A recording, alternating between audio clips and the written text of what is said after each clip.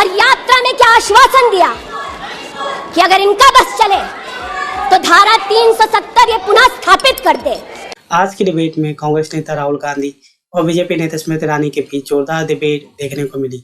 स्मृति ईरानी ने राहुल गांधी पर धारा 370 समेत कई दूसरे मुद्दों पर घेरा। चलिए जानते हैं आर्टिकल 370 11 दिसंबर 2023 को भारत के सर्वोच्च न्यायालय की 5 न्यायाधीशों की पीठ ने सर्वसम्मति से अनुच्छेद 370 को निरस्त करने के भारत सरकार के फैसले को बरकरार रखा। पीठ ने कहा कि संविधान का अनुच्छेद 370 एक अस्थायी प्रावधान था और राष्ट्रपति के पास इसे रद्द करने की शक्ति थी। कश्मीर में अगर बेटियां प्रदेश के बाहर ब्याही जाती थी तो उनके पैतृक संपत्ति पर उनका अधिकार समाप्त हो जाता था। पिछली बार जब मैं बोला, जो आपके सीनियर नेता हैं शायद उनको थोड़ा कष्ट हुआ, तो वो जो उनको कष्ट हुआ हमेशा अडानी पे अभी भी कष्ट हो रहा है। नरेंद्र मोदी जी हिंदुस्तान की आवाज नहीं सुनते हैं। अगर हिंदुस्तान के दिल की आवाज नहीं सुनते हैं तो किसकी आवाज सुनते हैं? दो लोगों की। रावण 2 लोगों की सुनता था, मेघनाथ और कुंभकर्ण। वैसे ही नरेंद्र मोदी 2 लोगों की सुनते हैं, अमित शाह और अडानी।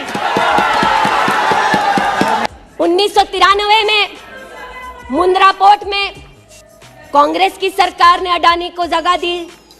तब प्रधानमंत्री कौन थे? कांग्रेस के थे। वित्त मंत्री कौन थे? मनमोहन सिंह थे। अडानी बोल रही हूँ। यूपीए के कार्यकाल में अडानी को इन्होंने 72,000 करोड़ का लोन दे दिया। क्यों दिया? राजस्थान में 60,000 करोड़ से ज्यादा का समझौता कर लिया गहलोत जी के साथ। 20,000 एकड़ जमीन ले ली। क्यों किया? छत्तीसगढ़ में कांग्रेस पार्टी ने अडानी को काम आदिवासियों ने मना किया, फिर भी क्यों दिया? अब इसमें बेटा कितना सेट होगा, दामाद को कितना भेंट होगा, हम क्या जाने। मैं समुंदर के तट से कश्मीर की बर्फीली पहाड़ी तक चला। नहीं, लद्दाख को मैंने नहीं छोड़ा। यात्रा अभी खत्म नहीं हुई है, यात्रा जारी है और जरूर लद्दाख आएंगे, घबराइए मत। हमको मारो, हमको जिंदा मत छोड़ो सालो।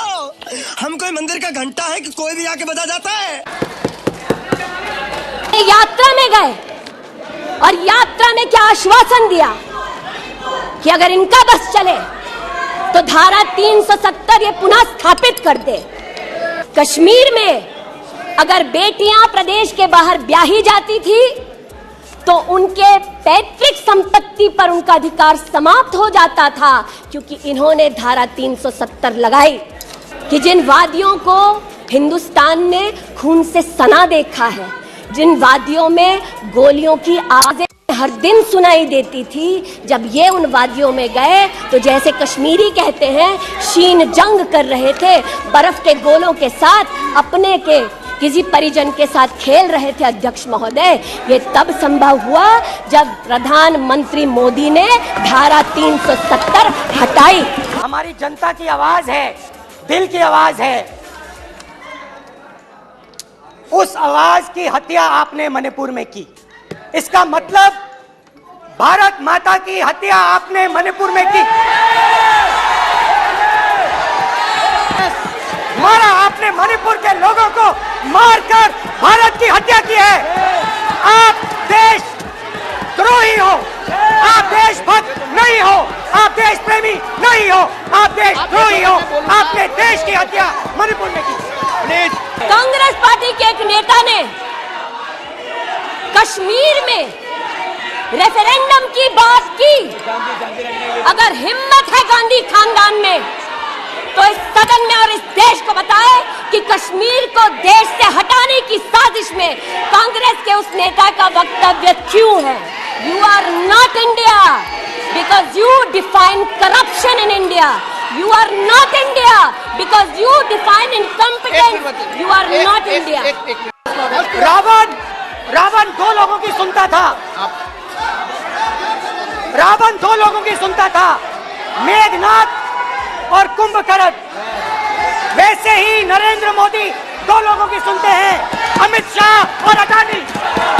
आज जो भग गए हैं सदन से, उनसे कहना चाहती हूँ कि इस देश में न धारा 370 लौटेगी। इस देश में कभी भी पंडितों को रलिव सलिव गलिव का धमकी कोई देने वाले बचेगा नहीं।